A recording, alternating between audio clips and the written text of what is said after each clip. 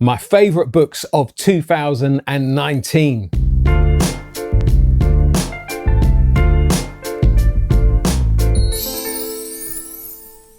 Happy New Year! It's that time of year where if you're young, you're thinking about how late you can stay up. And if you're older, you're wondering how soon you can actually go to bed. That's how I feel tonight. But still, I'm excited to share with you my favourite books of 2019. I read these in 2019. They were published in 2019. Apart from one of them, I made a mistake. It wasn't published in 2019, but 2019 was the year I discovered it. So my first favourite book of the year was this. Akala, Natives, Race and Class in the Ruins of the Empire. This was a great book. I loved it. I heard it on audiobook first and I read it. I've got the Kindle as well and loved it. Very entertaining, very informative. If you grew up on a London council estate, you'll identify with a lot of the stuff he's chatting about. Great book.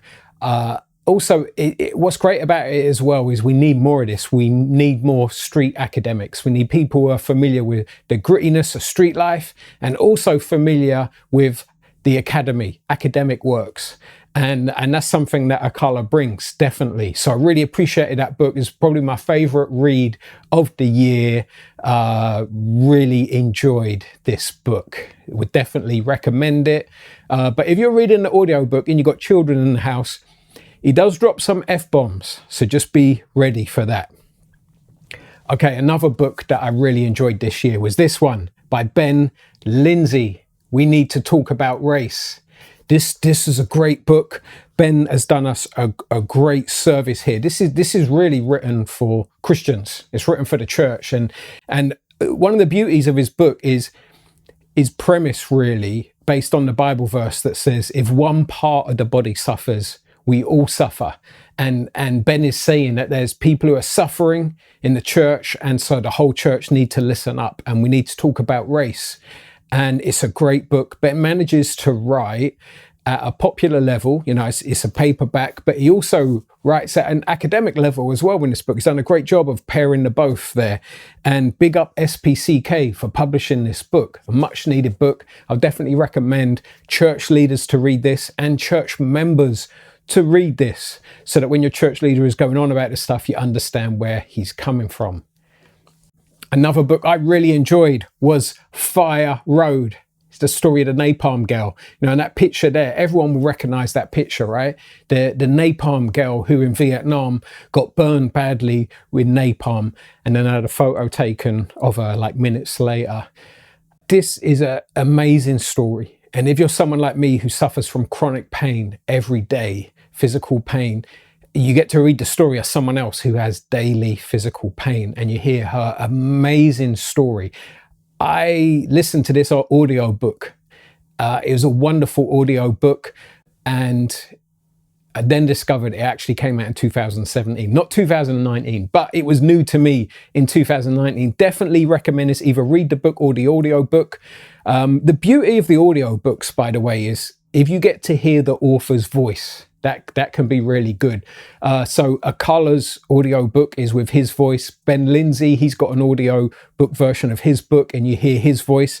With Fire Road, you don't hear the author's voice, but you do hear someone with a similar way of speaking, someone who's speaking with a similar accent. And I think that's important, that when we are learning to be educated from people who sound different to us, it's really important that you're not just reading books and hearing voices from your own culture. I think that is really important for us.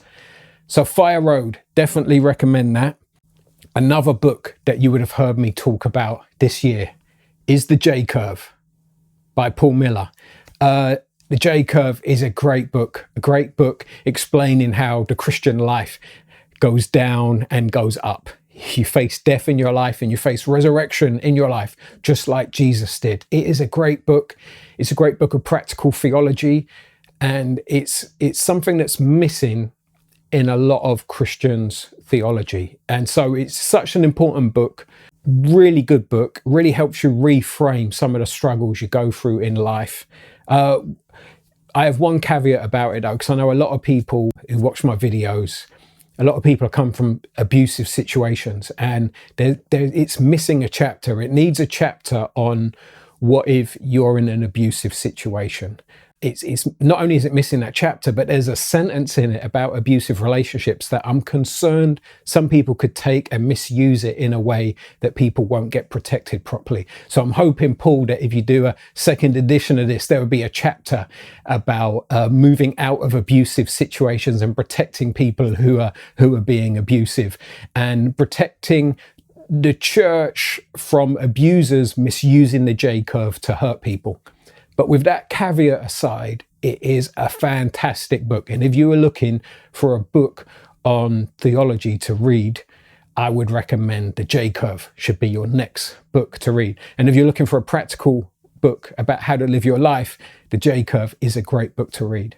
So those have been my books of 2019. I've thoroughly enjoyed these books. I'm recommending them to you because I'm hoping that if you're looking for good books to read or audio books to listen to, that you would benefit from these as well.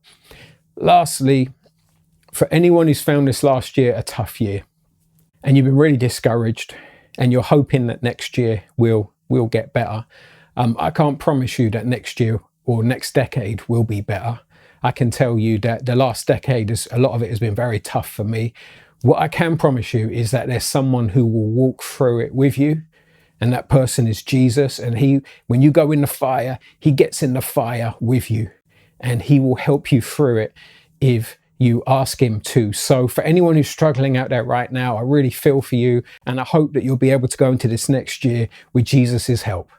God bless.